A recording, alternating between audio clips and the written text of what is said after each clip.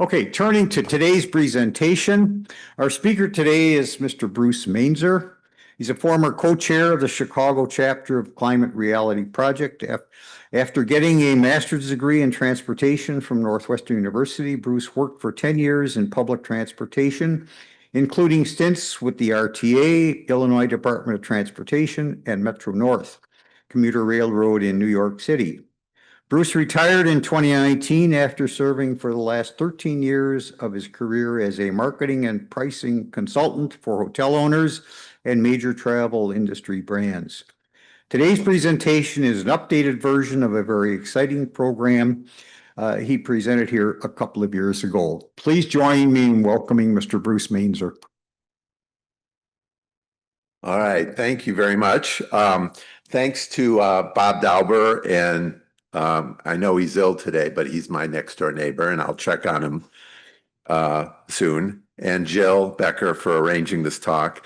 This is a repeat of a talk I gave to the Tuesday Morning Club in August of 2023. So some of you may have been at that talk. I'm happy to say that there has been a major development on my research since my last talk here, which I will cover at the end of the presentation. So there will be a reward for people who stick through both the entire presentation. I am here to present my mother's story today and how she and her sister were able to escape Nazi-occupied Prague due to the actions of their friend, a hero. I'm indebted to my sister Sharon, who back in 1988 took a tape recorder and interviewed my parents. My father, who was a German Jew who left Germany in 1938, and my mother, who you will hear her story, you will actually hear her voice in this presentation of how she escaped Prague in 1939. These interviews were essential to putting together the story of my mother's and aunt's escape. Now, I published the first version of this story in January of 2022 when my mother was 103 years old. My mom passed away in October of 2022, just short of her 104th birthday. So in this picture taken in April of 1939 in Prague, you see my mom, Ibby, on the right with her sister Alice on the left, and their friend and the hero that saved them in the middle, his name is Harry Roth. Now, I completed all the research and published this essay on the escape in January of 2023. And during the research, I was able to find relatives of Harry Roth, most notably his niece and his great-niece, who live in Atlanta. And now you can find the essay that I wrote on my Substack website, which is my name, brucewmainzer.substack.com. And on that website, I also have stories of my father, which I've just been researching lately. And there's some shocking stories that have come out about my father in Germany or my father's family in Germany. And so I'm sure that I will be back here with another lecture on my father pretty soon. But you can get an advance notice of that by listening to that essay or reading that essay. You can also actually listen, if you have the time, to over 3 hours of interviews that my older sister Sharon recorded in 1988 of my parents' experience in Europe before the war by accessing an archive on the U.S. Holocaust Museum. My mother's interview starts at about the 50-minute mark of tape 2 and can be accessed via this URL, but that's a pretty complicated URL. So all you have to do is go to the Google search machine and put in my mother's name, Ibby Mainzer, my father's name, Martin Mainzer, and the U.S. Holocaust Museum, and it should be the first search result that comes up. Now, at the time I started my research into my mother's story of emigration, she was, as I mentioned, 103 years old and had Alzheimer's. Despite my sister recording on audio tape my mother's story in 1988, the details of how my mother escaped and exactly the methods that the hero Harry Roth used to get my mother and aunt out of occupied Prague in 1939 were never really clear to my family. My Aunt Alice passed away in 1994, so I thought we had lost the opportunity to find out more about this photo, the photo that was on the first slide. But in 2021, I stumbled into an opportunity to gain more understanding. I decided to finally end paying for my mom's safety deposit box that was at a bank in Winnetka, so my youngest sister, Sandy, went to the bank and brought the contents to me. Hidden away in the safety deposit box was my mom's Czechoslovakian passport issued in 1938 and a trove of various other documents that I was able to use my phone camera and translate through Google Translate. As I paged through the 83-year-old passport, I realized that the visas and the various dates of the border crossing could reveal more details of the photographs and the sister's journey. Now, my mother was born in 1918, almost on the day the new state of Czechoslovakia was formed as a new country at the end of World War I. My mother's family were Hungarian-speaking Jews, and the region that they lived in was originally part of Hungary, which was now made part of the Slovakian region of this new state of Czechoslovakia. Mom's father, my grandfather, had left for Chicago in 1926, so my mother had a childhood where she was raised on farms and properties owned by her mother's brothers all over this region.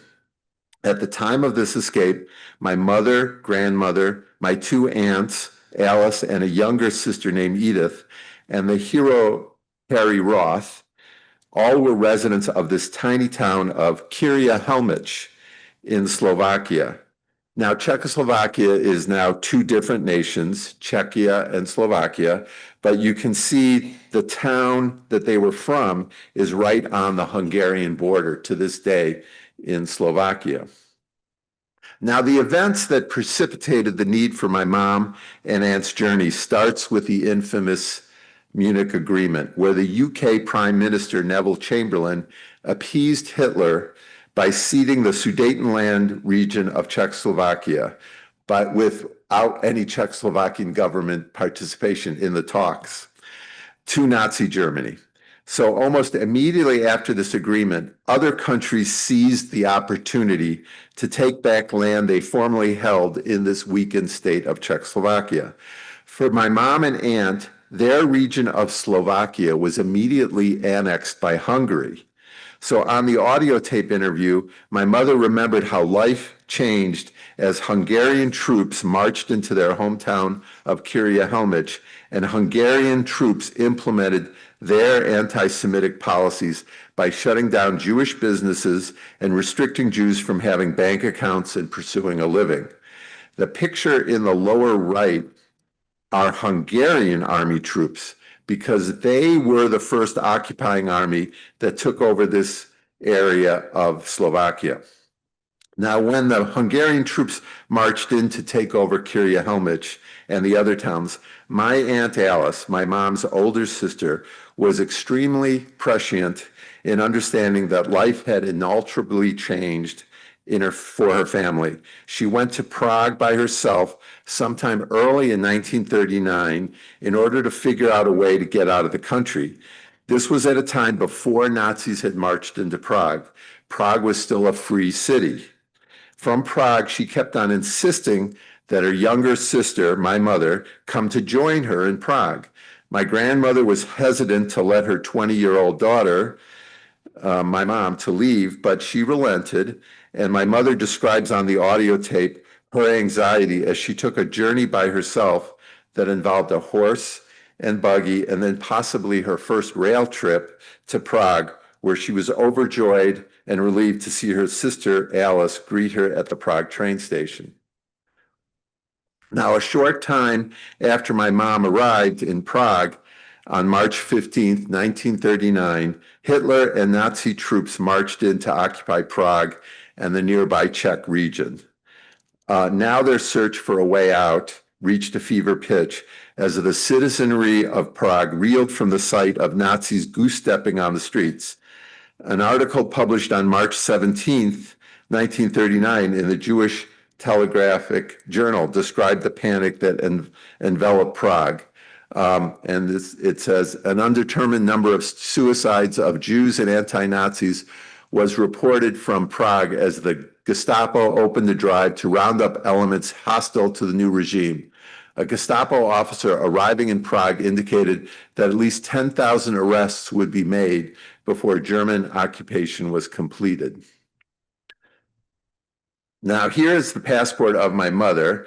I show this because my Aunt Alice knew they had to get visas from the US to get out of the country and join their father, my grandfather, in Chicago. Now, the visa I found in my mom's passport here was not hard to get because my mom, being 20 years old, was not considered to be an adult by the US State Department. And so her visa could be approved because only adults were restricted by the strict quotas imposed by the US on the number of people receiving visas from each country.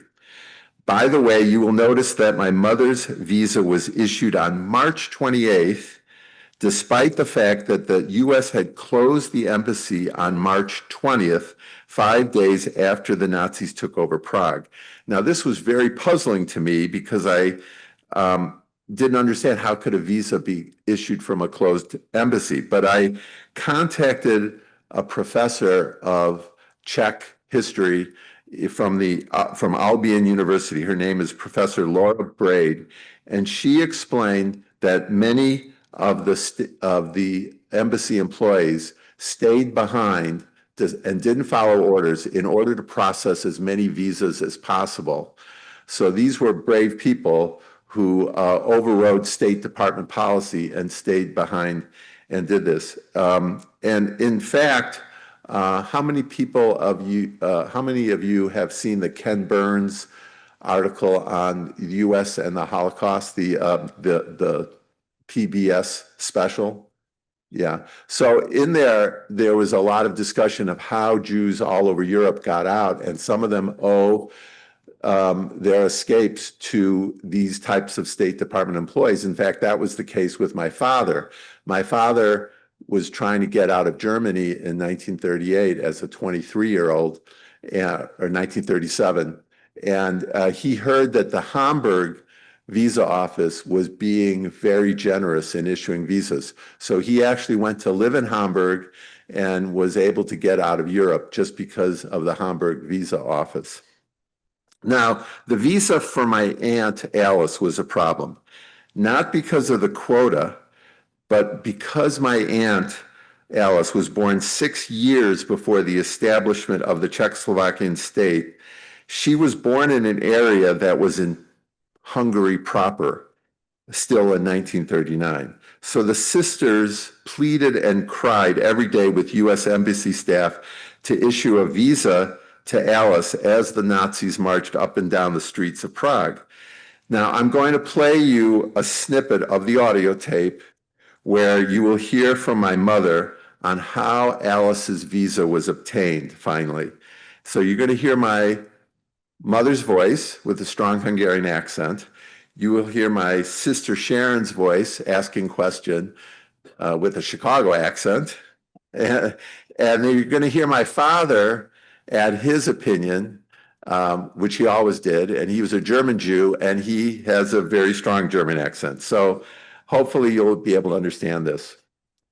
Actually, we were crying all the time, these things. And one day, this young man asked me. Is that Harry Ruff? No. No. Same guy. He says, now you show me on a map. Uh-huh. Where is this place where my sister was born? Because it's such a small town. I said, look, it's around here, but it isn't written down because it was so small. Uh-huh. Finally, they gave up on us and they gave us the visa. Did you point to the wrong place? They gave up on us. Where'd you and they point gave to? us- Just near Sumatra? Whatever it was, he knew, but he closed his eyes. Yeah. And finally, he just let us go. Oh. But Alive? then, that's all right. Then we had to have a permit get out of the country. So could everybody understand? Not so much. So my mother basically was went into the visa office by herself, or the embassy by herself, and an employee obviously took pity on her, and so he just said, just point to where your sister was born, and she pointed to the wrong place, and actually it was the right place. But if you, at the end, my mother said wasn't the final step. They still needed a travel permit. So, to leave a country especially a country occupied by Nazi Germany, you needed the visa from the country you're going to, and you needed permission from the Nazis to travel out of it. And so they still needed a travel permit. So until I started conducting this research, we were always confused about this, but based on the help of Professor Braid, it became clear that my mother and aunt now needed a travel permit approved by the Nazis to leave Prague. But my mother and aunt were no longer citizens of Czechoslovakia. They were now from the new country of Slovakia, which the Nazis had set up as an allied fascist government, like in France when the Germans set up the Vichy French in the south of France. This allowed Nazis to occupy only part of the country and set up an allied government to reduce their need to have so many troops involved in occupation. So somewhere in Prague, a new Slovakian embassy or consulate was hurriedly set up to reflect the new fascist state of Slovakia allied to the Nazis. Now, I couldn't find a picture of this Slovakian embassy, so this is just a stock photo of people lining up outside of an embassy in Nazi times. Now, the Nazis wanted to get the Jews who had flooded into Prague back to their home areas and have the new Slovakian government deal with them. But while waiting in line day after day at this new location, they encountered a friend from their home. His name was Harry Roth, and he and his brother Aaron were also trying to get out of Prague and waiting in line as well. Harry ran the local movie theater in their hometown of Kirjahelmich and spoke a multitude of languages fluently, including Hungarian, Slovak, Czech, and German. So the heroism of Harry Roth occurred at this hastily set up consulate somewhere in Prague. Now, on the audio, my father picked up a newspaper interview with Harry conducted by the Norwalk Hour of Norwalk, Connecticut in 1956. Harry eventually moved to Norwalk, Connecticut in the 50s. And here's how that reporter that interviewed Harry Roth described the situation. Harry found hundreds of stranded countrymen milling about the Slovakian embassy in Prague, realizing that it might be days before his permit might be improved. Harry went across the street to a stationery store where he purchased a book of tickets numbered 1 to 100. So he's using his movie theater experience. A short time later, a surprised Nazi officer opened the door to the embassy to find the crowd neatly lined up with Harry at the end of at the head of the line. Upon learning which ingenious man was responsible for creating order out of such chaos, he immediately assumed Harry to be an employee of the embassy and pressed him into service reviewing visas.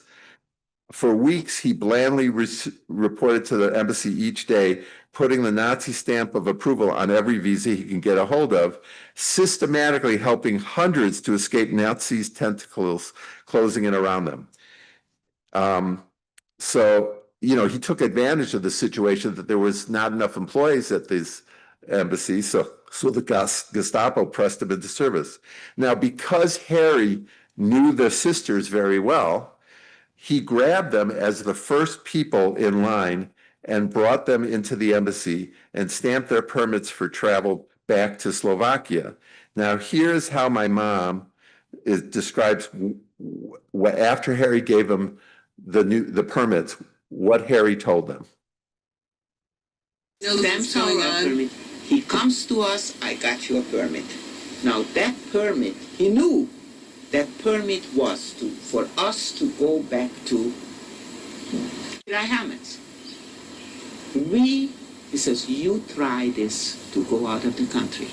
Wait a minute, He he did not know. stamped the permit, just like all the other permits though, to go back. After that, The stamp was not in German. The stamp was I don't In know, Slovak. In Slovak or You see. or in Bohemian. I don't Germans know. didn't know what they and naturally the Germans had to sign it. They Yeah. signed it. They signed it. They signed it. What but he it did didn't do you is, it's in these letters. In this Okay. letter, he goes and gives this a bunch of permit. He signed this. They didn't even know what they were signing. But, You understand? But they were permits to go back to your hometown anyhow. That's right. That's right. So So- he says, this is all ready for you. You're Did going he to really use tell- it. Yes. He told you the truth that they were not valid? No, they were valid. They were valid to go to your go. hometown. Yes, but you're going to use it to get out of this country. So after I completed the first version of the story, my cousin Judy from Los Angeles discovered, and Judy is the daughter of Alice, discovered this Hungarian-American newspaper article from 1965 among her mother's, my Aunt Alice's personal belongings. I had the article translated, and I was overjoyed to see this interview with Harry Roth fill in many of the details. Here are some passages from the article. I'm now going to quote from Harry himself telling the story to the newspaper in 1965. We lived in Kirja-Helmich, Slovakia. The Munich Agreement gave back that part of the highlands to Hungary, and that is when our bank deposits were seized and it became impossible to make a living. We lost everything, and I moved to Czechoslovakia with my younger brother. That's Aaron. We chose Prague because that city was then free from the German Nazis. In November 1939, I already realized that we were trapped because it was only a question of time when the Nazis would attack the free part of Czechoslovakia, and I started organizing the under-the-radar immigration to the Holy Land. But on the 15th of March, 1939, the German Nazi hordes attacked Prague, and I had to stop doing this. I resorted to a trick and started a resettlement movement to Slovakia. Just a note here.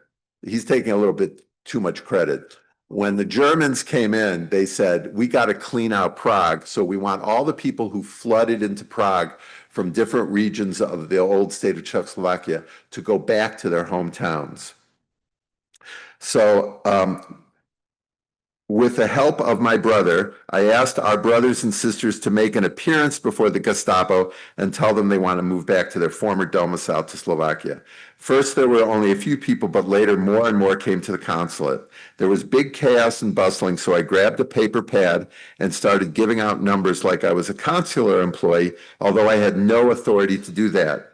And when once a consular officer passed by me, he believed that I was there on behalf of the Gestapo, and that's why I'm handing out numbers. On the other hand, the Gestapo thought I was a consular employee. That's how I ended up in the German consulate as a reliable person, and suddenly I saw that the Gestapo stamped permits were on a writing desk with the following text. The holder of this permit is authorized to cross the German border. Our main problem is that we did not know how to get out of Hitler's Czechoslovakia, and here the opportunity presented itself. Without any hesitation, I grabbed a bunch of permits, and I knew I found the way to our freedom. I gave the first permit to the Herskovitz family, Alice and Ibby. So imagine reading this some 80 years later for the first time in my basement office and getting verification from an old interview that his story agrees with my mother's recollections. And after 2 dreadfully anxious weeks, I got a note from them. They managed to get to Paris without any problem. Sorry, spoiler alert. This was such a joyful news that it gave my quest an incredible push, and in a short time I issued permits to about 3,000 Hungarian Jews and persecuted anti-Nazis, and I also ended up using one to go to Palestine. So I was really happy to find that Harry's telling of the story agrees with my mom. And as Harry Roth mentions in the Hungarian American newspaper, the Slovakian employees thought he was a Gestapo agent, while the Gestapo agent thought he was a Slovakian consulate employee, and he carried on this operation for weeks. So I first completed the first version of this story in January of 2022. And as I mentioned, or I'm going to mention for the first time, I convinced myself that this picture was taken in Paris because they look, you know, my mom and Harry, they look so happy. They can't be in Nazi-occupied Prague. But shortly after I published the first version of the essay, I was successful in finally tracking down relatives of Harry in the US, and key to the relatives that I connected with were Arlene Rothenstein, who is Harry's niece, who lives in Atlanta now, and her daughter, Harry's great niece, Arlene's daughter, Dr. Rachel Rothenstein. And Rachel is a history professor who wrote her PhD on the emigration of Polish Jews after the Six-Day War in 1967, and proving it's a small world. Rachel told me that she's friends with the first professor I located the year before, Professor Laura Braid of Albion University in Michigan. So Rachel and Arlene knew after reading the first version of this essay that this photo was not taken in Paris, because they knew that Harry and Aaron made their way to Palestine via Romania, not France. But they wanted to let me down gently, so Rachel decided to put up this Facebook post where she asked history professors all over the US to weigh in whether the picture was taken in Paris or Prague. And you can tell she's from Atlanta because her first line is, "I have a good story and mystery for y'all." And so scores of Facebook users weighed in, and it was about 50-50 whether this was Paris or Prague. But one post said, "This can't be Paris because women in Paris always wear high heels." To which Rachel responded, "Yeah, but what would two people who just stepped off from the train in Slovakia be wearing?" That was kind of humorous. But as you can see from the way Rachel set up her post, she knew this was Prague. First off, there's this, I don't know if you can see it, but there's that sign that says STE. Well, there's above the S, there's a little circumflex, and that's only found in Czech. And there's also what appears to be an opera house in the back, and that's the Hibernia Theater in Prague. I see some nodding heads from people who've been in Prague. So, and also, I picked up this postcard, which is from 1906 of the street, and you can see that there's this there's the street lamp with sort of like a teardrop design. And in 1906, it's possible that's the same exact street sign. And so it was clear that this was Prague.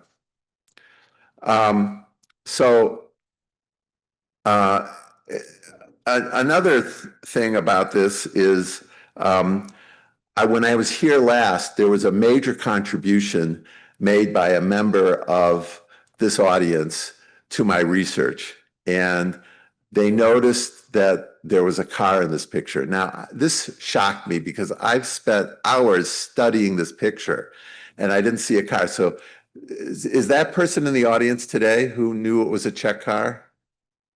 I really wanted to hope that he was here. Well, anyway, he noticed there was a car. And here's a close-up. And it's a very strange looking car. And he said, "Yeah, that's a Czech car." And that's the car. It's called the Tatra. And that's the way it looked in the back. Now, interesting, when the Germans discovered these cars in Czechoslovakia, a guy named Porsche basically copied the design. And so one of the reasons that Porsches have that curved, it's a rear engine car, and it's very fast. It's got a V8 engine in the back. It's very spacious and roomy up front. And so this was used initially for the design of all Porsches and also for the Volkswagen, which had a rear engine as well, although an air-cooled engine instead of a water-cooled engine. Now, I first read that the Tatra was the Czech resistance favorite car, and I thought, oh, probably because it was so fast. And I assumed it was used in attacks by the Czech resistance, but this was not the case. What happened was the high performance of this car, named the Tatra, became popular status symbols for German officers. However, the car's unusually bad handling, because it was a rear engine car and very light, the rear V8 engine produced a tendency for oversteer at high speeds, especially when making sharp turns. And so many Nazi officers had chauffeurs which were accustomed to driving traditionally front engine cars, and their aggressive driving on Germany's new autobahns and misjudgment led them to lose control and crash at high speeds. And one account estimates that over 7 high-ranking officers of Germany were killed in the first week after taking over these cars. And the number of crashes became so frequent and costly in personnel that Hitler issued an order forbidding officers from driving any Tatra model. So now in this aerial view of present-day Prague from Google Maps, I put a red star at the location where I estimate they were standing. And this street, not Prokope Street, is still a very important street bordering the old city of Prague, which is up in the upper left, is the old city of Prague. Now, one of the things about this picture is I showed it to another niece of, a great niece of Harry, who lives in Israel, and actually she's Aaron's granddaughter. And when she saw this picture, she said, oh my gosh, I've seen another picture just like this, but it's of Harry and Aaron walking down the street in the same location. So now I've theorized that were they celebrating getting Alice's visa and the travel permits, and Aaron, Harry's brother, took this picture, and then the camera was handed either to my mom or probably Alice, because she was probably better with the camera. And then Alice took the picture that this granddaughter has in Israel. So she's still looking for the picture, but that was an amazing find. So earlier this year, I was convinced that I could find a picture that would explain what the sign ending in STE said in full. I mean, I needed to know everything about this picture, so I wanted to know what that was. So I kept searching for a picture, and I couldn't find it. But then I realized, wait a minute, on March 15th, 1939, the Nazis marched into Prague. And if they marched into Prague, they must have marched down this street. So there must be a picture of tanks or whatever on this street. So I found it. So the picture was probably taken in early April, and this picture was obviously taken on March 15th. So the street looked like this. One of the interesting things is that, you know, here's the Nazis took over Prague, but the streetcar is still making its normal runs. And so the sign is Plast, Plaste, which in Czech means women's coats.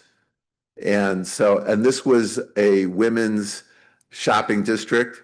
And I believe that they were just under the Bush sign, which is the name of a department store. And all those signs across the street are promoting different department stores, many of which were owned by Jews.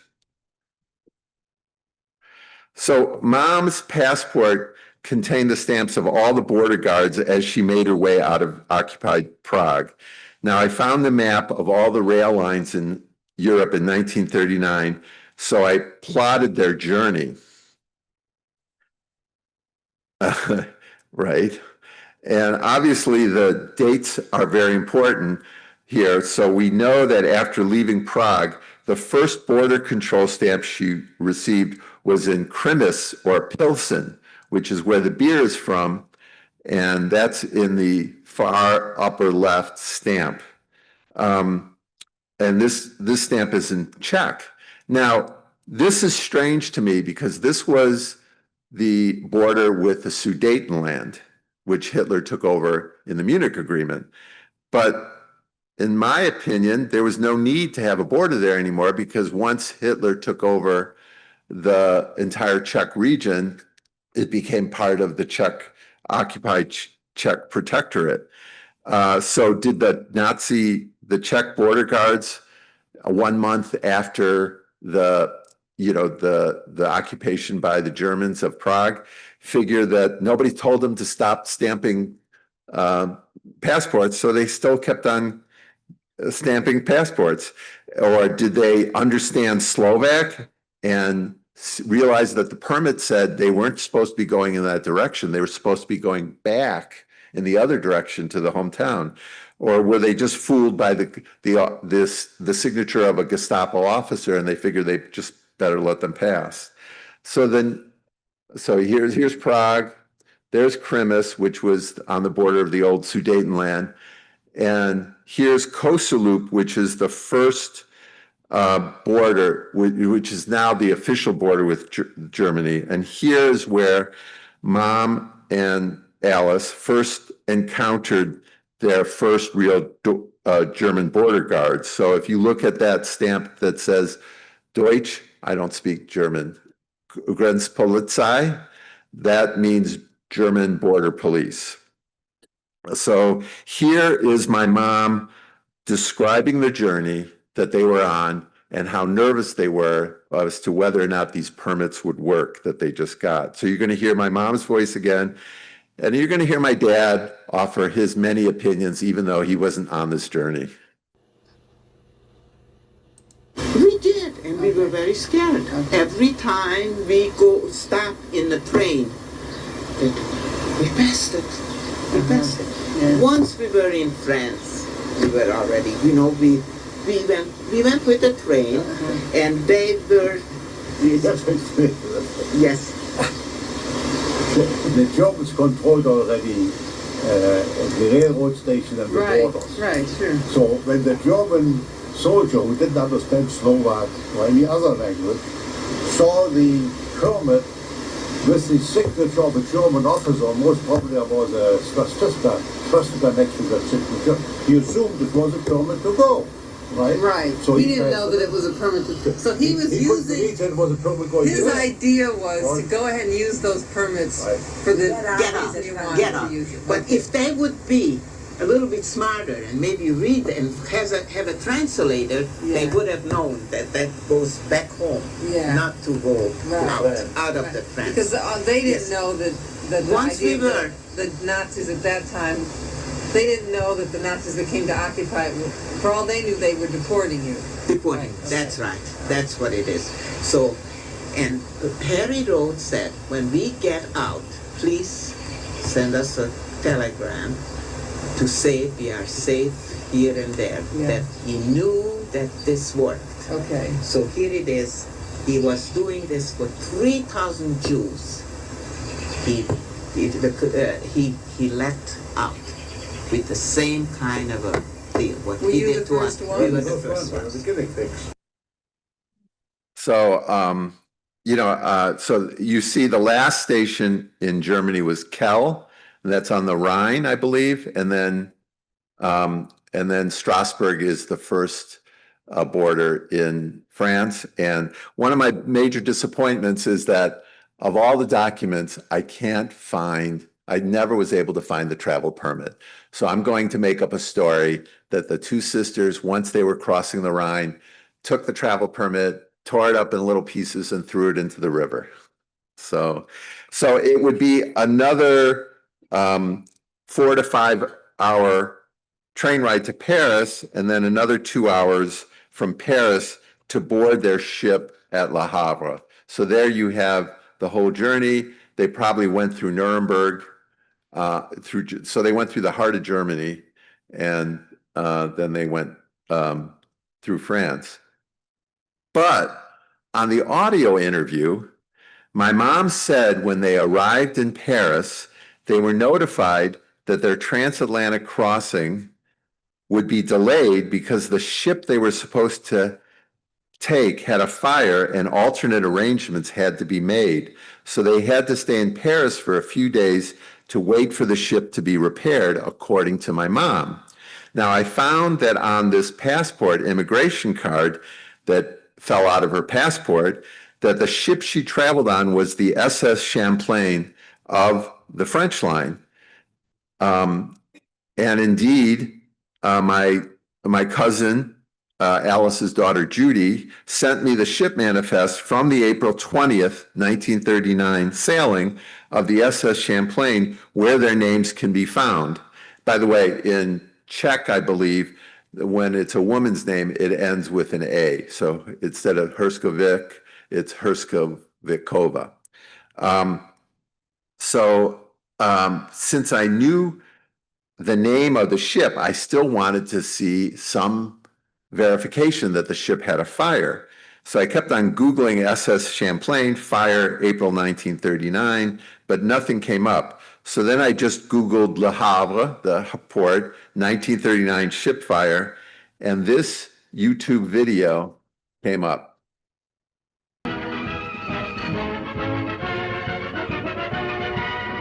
This is the Gaumont British News, presenting the world to the world.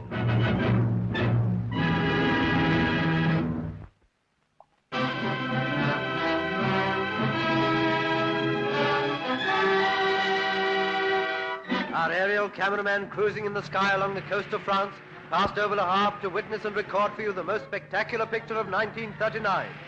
In dock, ready to sail for New York and the World's Fair, the 34,000-ton giant of the French line, the luxury liner Paris.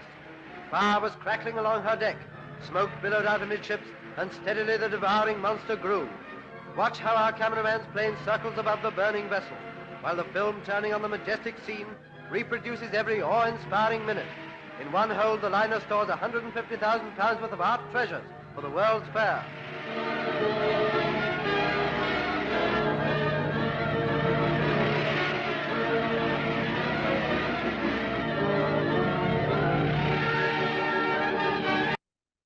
So on April 18th, 1939, it was the SS Paris, the flagship of the French line, the most beautiful ship. The SS Paris caught fire while docked in Le Havre and actually temporarily blocked the new superliner Normandy from exiting dry dock. She capsized and sank in her berth, where she remained until after World War II, almost a decade later. So a fire broke out in the kitchen. They were probably making croissants. So my mom was supposed to be on the French line's SS Paris, but instead she traveled to the US on the much smaller Champlain. So I don't think my mom ever knew that. She probably thought it was the Champlain was the ship that she originally had tickets on. So while mom waited in Paris, she reported that she had a wonderful time in Paris because it was all paid for by the French line. And she had such a great time. On the audio interview, she remembered that she told my sister she spent a week in Paris, which was not true because I have the border stamps and I have when they boarded the ship, and she only spent 2 nights in Paris. So she got maybe a week's worth of fun in Paris. And she said she saw Maurice Chevalier at Casino de Paris. So one night she went there, probably the second night she was there, and I found the program for the show on that night, and it was Amour de Paris, which Chevalier performed with his wife, Nita Ray. And so that's the program that they were probably holding in their hands before the 2 sisters left for Le Havre to board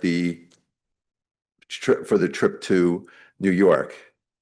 So they embarked on the April 20th, 1939 sailing, and they arrived in New York 8 days later on April 28th.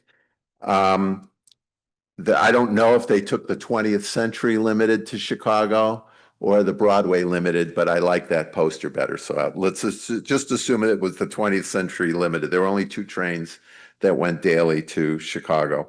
When my mom met my dad at the Chicago train station, probably the Dearborn Street station, my mom did not recognize my grandfather or her father as he greeted her at the train station because they hadn't seen each other since she was 8 years old. And the photo was developed. So I found this photo of them, and it was from my grandfather lived off of Bryn Mawr, I think on Kenmore, so right in that neighborhood. And this was from a nearby, the film had on the back, it was stamped that it was developed at a pharmacy on Bryn Mawr, and the date was June of 1939. So it probably was the first picture of them, and it was probably taken at the beach at the end of, or the park at the end of Bryn Mawr before the beach, I'm guessing. Although don't ask me, I've been wrong about locations of pictures before. So after the sisters started their new life in the Edgewater uptown neighborhood of Chicago, Alice, though, was not done trying to get her family out of Europe. Now, I discovered a trove of papers with Alice corresponding with HIAS, the Hebrew Immigration Assistance Society, for the next 2 years, working to get the rest of her immediate family out of Europe. Rose, her mother, my grandmother, and Edith, my mom's younger sister, had left Slovakia, or that Hungarian region, to join Mom and Alice's older sister Shari and her husband Erno and daughter Judith, who were living in Budapest. Alice's persistence paid off by finally getting passage from Lisbon, Portugal, and Rose and Edith had to make their way to Lisbon to get out of Europe more than 2 years after my mom and aunt had escaped. And this was after we were fully in World War II in terms of in Europe. Germany had already attacked Poland. Rose and Edith escaped on the September 19th sailing of the SS Excambion from Lisbon in 1941. By the way, Picasso had paid for Dali, Salvador Dali, to get out of Europe on this very same ship. They weren't on the same sailing, but a year before, Dali escaped on this very same ship. Now, the Excambians, that's a picture of the ship, last sailing was in December. Now, shortly after leaving Lisbon on September 19th, my grandmother and my Aunt Edith were still not done with the terrors of war in Europe, because I found this article in the New York Times after leaving Lisbon port.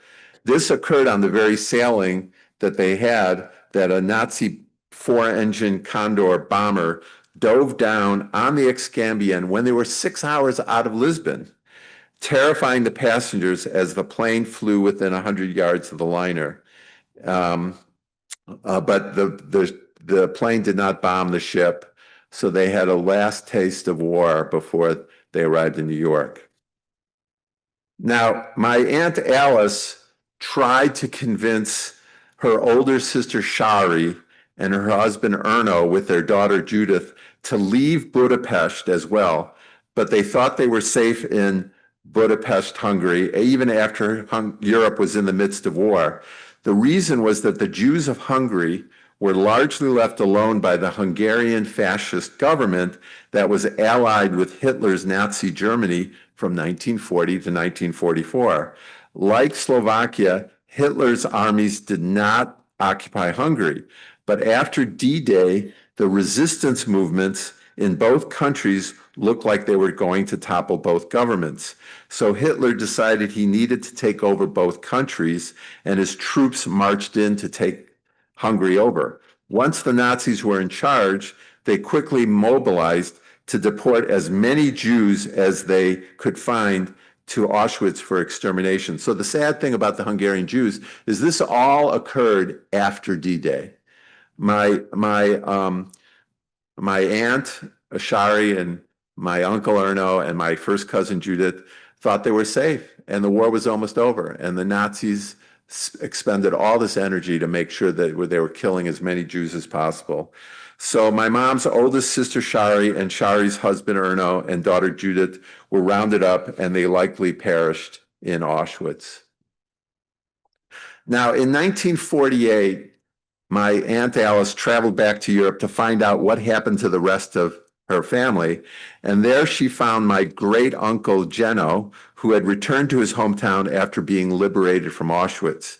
And Geno told her the story of her and my mom's brother, my uncle William, who along with Geno was sent to the labor camp that operated outside the death camp of Auschwitz. Alice's daughter, Judy, told me in an email the story that Alice told her on what happened to brother Willie. So here I'm going to read the email from Judy to me describing how Alice told the story to Judy. Now, this happened on January 27th, 1945, when the Russians liberated the camp of Auschwitz. During the liberation of Auschwitz, Willie went to the infirmary, Willie's my uncle, to rescue his uncle, Geno, who was sick with typhus. He left the infirmary carrying Geno on his back while the Russians were recklessly firing their guns, likely intending to kill all the stray Nazi guards they might find in the area. At some point, Geno told Willie to leave him behind and run alone so Willie could save himself. The irony being that while running, Willie was mistaken for a Nazi attempting to flee, so Willie got shot and killed by the Russian liberators by accident. And his deathly ill Uncle Geno miraculously survived to tell this story to my mother, who had returned to Czechoslovakia in 1948 to learn if any of their family had survived. Now, after I got this explanation from Judy, I did a little more research on why my uncle William, as well as my great uncle Geno, ended up in Auschwitz.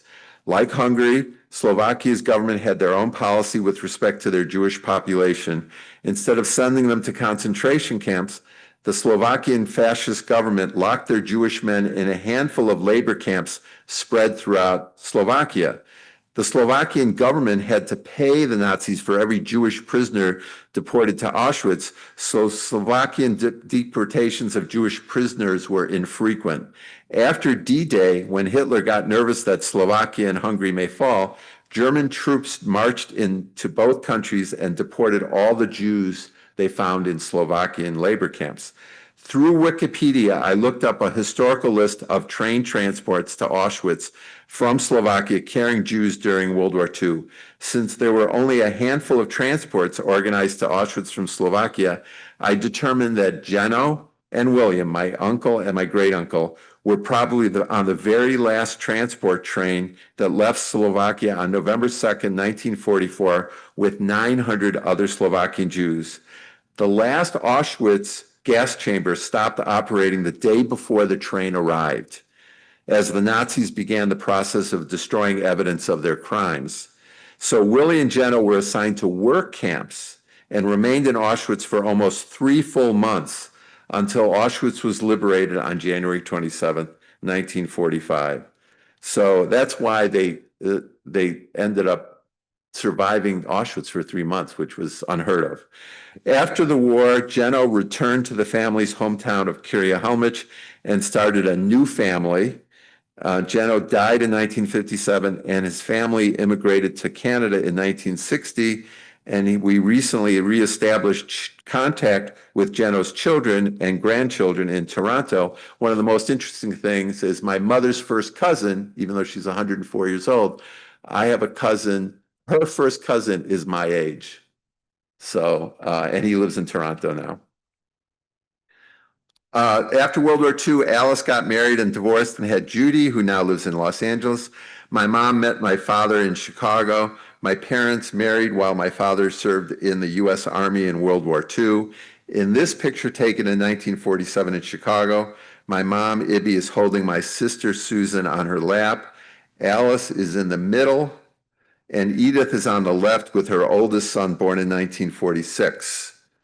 My father's on the left in the top row. I don't know why my dad is not standing next to my mother. And finally, my uncle, Maury, Edith's husband, is on the right. So I like this. I'm one of 5 siblings, and my mom has 10 grandchildren and now 9 great-grandchildren. My father passed away in 1991, and my mom passed, as I said, just short of her 104th birthday in October 2022. Now, I like this picture that was taken below here. It shows the 3 sisters at my wedding in 1980. So it's 41 years apart. So that's Edith on the left, who escaped on the ship with my grandmother, and that's Alice in the middle, and my mom on the right. And then to the right, my mom spent the last 10 years of her life at the self-help home on the north side of Chicago, and that's just a picture with some of her family. And that's my mom in the upper right at 102 years old. Yes. So now we have to talk about Harry. What happened to Harry? So when Harry heard from the sisters of their safe passage to Paris, as we know, he claimed he issued 3,000 forged permits over the next 2 weeks. And Harry and Aaron's exploits appear to be confirmed by Israeli journalist and author Gideon Levy in a 2013 opinion piece in the Haaretz newspaper. So Levy describes how his father was able to escape Nazi-occupied Germany with the help of 2 shrewd Slovakian Jews. So that's Harry and his brother Aaron. The 2 brothers organized travel on rail leaving from Prague to Vienna on April 30th, 1939. From Vienna, the refugees boarded a Danube River boat, passenger boat, to the Romanian port of Salina. In Salina, on May 29th, 1939. So remember, my mother's already in Chicago, and now Harry's trying to get to Palestine. And he organized this trip with 700 Jews, boarded the Greek-owned cargo ship, the Frosula, for the voyage across the Mediterranean to Palestine. This would be one of the most arduous and difficult ship sailings ever in the Mediterranean, with the ship's passengers not reaching Palestine until September 1st, 1939. Levy describes the long journey to Palestine, which his father was on. The cargo ship, whose flag was Panamanian and whose crew was Greek, had been turned into a passenger ship. Hundreds of bunks had been built in its belly. In the coming months, the passengers would be tossed about at sea, people who had left everything behind. My father left behind his parents and fiancée, never to see them again. He left behind his career.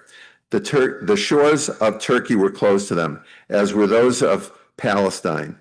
In Tripoli, Lebanon, they were allowed to drop anchor, but not to disembark. At the port, the passengers exchanged their fine European clothing for food with merchants. In Beirut, they were taken to a detention camp. After 6 weeks, again, they were again at sea. And this is from the Jewish Telegraph Agency. They were starving and they were running out of water.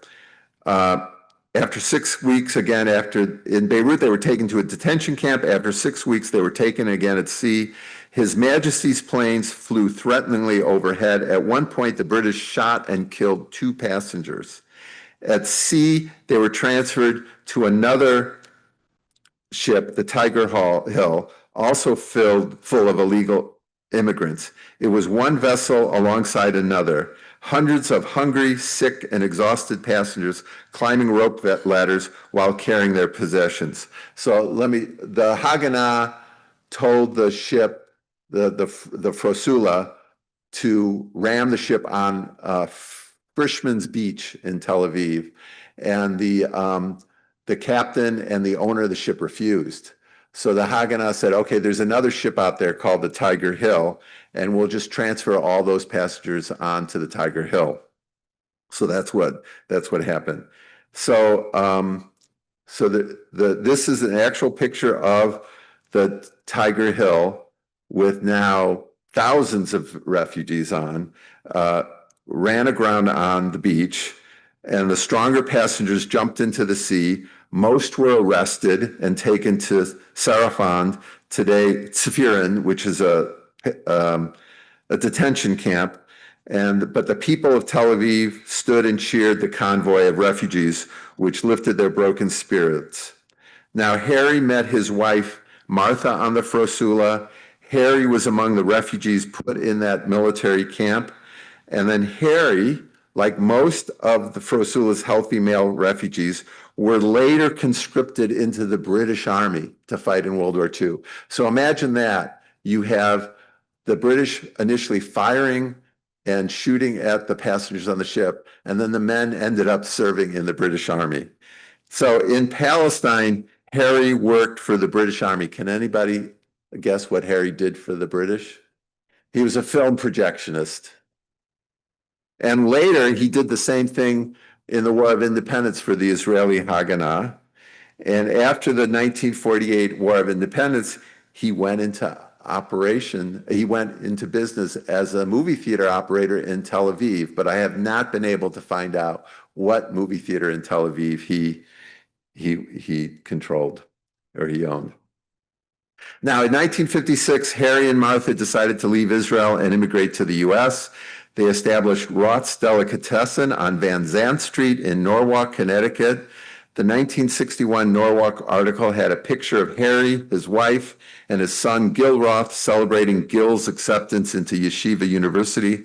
Also shown is a typical ad that typically ran in the Norwalk paper that promoted Harry as the deli king with his incredible multilingual knowledge. So,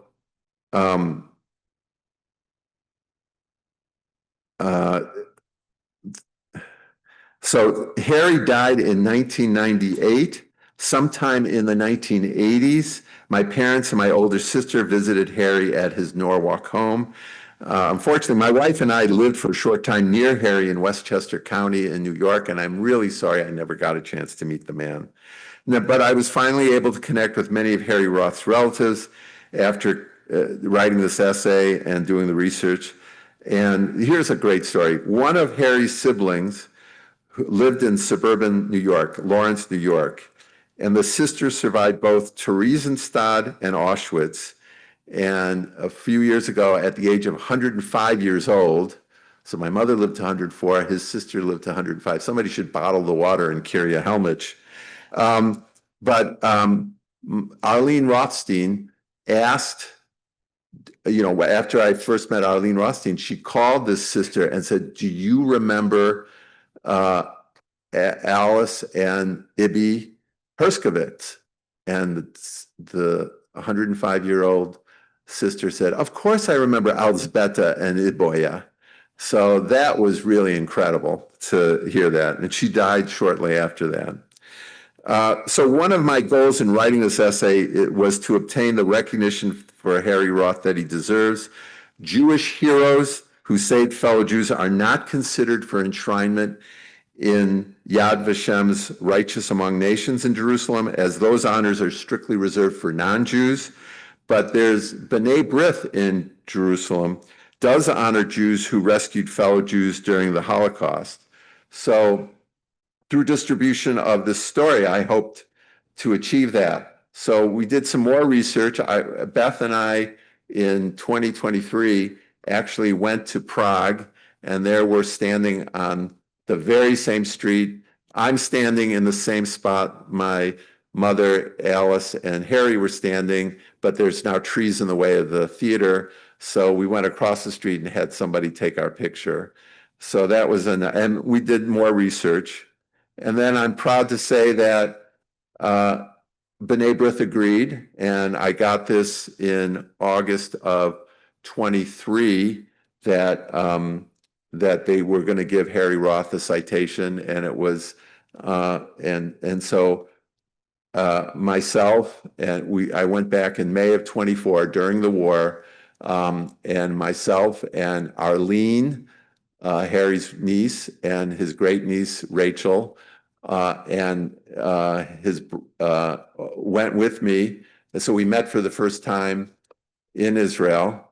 And here is the invite, and you can see Harry Roth's name along with, every year they induct about a dozen people. And here's his name in Hebrew, Harry Roth. And so this was the ceremony, and you have the Jewish rescue citation given to him was over there. In the photograph, I'm on the right, and to the furthest to the right is Edith's grandson, who lives in Israel, who lived in Israel at that time. Arlene is next to me holding the plaque, so she's the niece.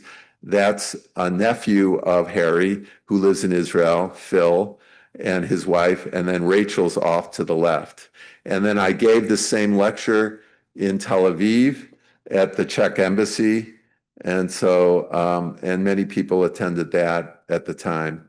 So I'm going to play for you the actual moment of the ceremony when he was announced as a hero of the Holocaust. Harry Roth posed as an employee of the Slovak embassy in Prague after the German occupation in March 1939 and gave Jews who came to the embassy permits to return to Slovakia. He encouraged them to use these permits to travel to a safe country, which had not to Slovakia. This saved their lives. The citation will be awarded to his niece, Arlene Rothenstein. Dr. Alexander Hermann was an inmate doctor in the Theresienstadt, Birkenau, and Leipzig-Taucher camps when the SS doctor conducted. So there were some incredible other stories. Whenever you go to these ceremonies, there's some incredible stories. So I'll just mention one. There was a doctor in Italy who had about 40 Jews, fellow Jews hiding in his hospital. And when the Germans came to deport and arrest the Jews, he said, oh, there's this highly contagious disease that they have, and you'll die if you get near them. And he kept the Germans away for months, and they all survived, about 40 Jews. So there's tons of stories like that. So thank you for attending, and if there's time, I can answer some questions.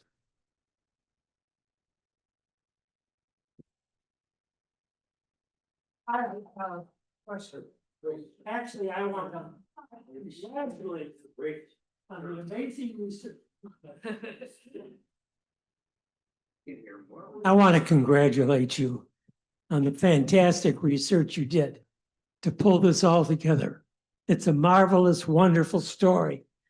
Unfortunately, there were 6 million other Jews who were murdered, including 1 million children.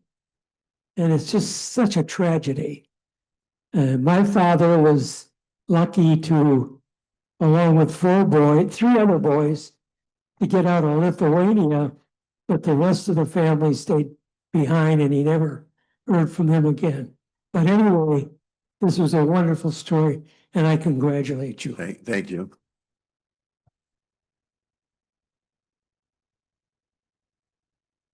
Was any of your family's story told in the Skokie Holocaust Museum? No, but they recently contacted me, and they're starting a new program called Second Generation Speakers. And so I will be a second generation speaker with them. But most of the help I got was from the U.S. Holocaust Museum. And in fact, one of the main curators of the Holocaust Museum is from Highland Park. And she would come in and travel. And that's why they have a repository of many of my family's things at the U.S. Holocaust Museum. I just had one question on Zoom from Ron Mantegna, who joined us on Zoom today. He said, did you ever try to retrace that journey yourself? No. I mean, we went to Prague. We went to Prague and we've spent a lot of time in Paris. And one of the things I want to do is the Casino de Paris is still operating. And so on the next trip, I'm going to make sure I'll go to the Casino de Paris in honor of my mom. So, well, thank you very much. Thank you.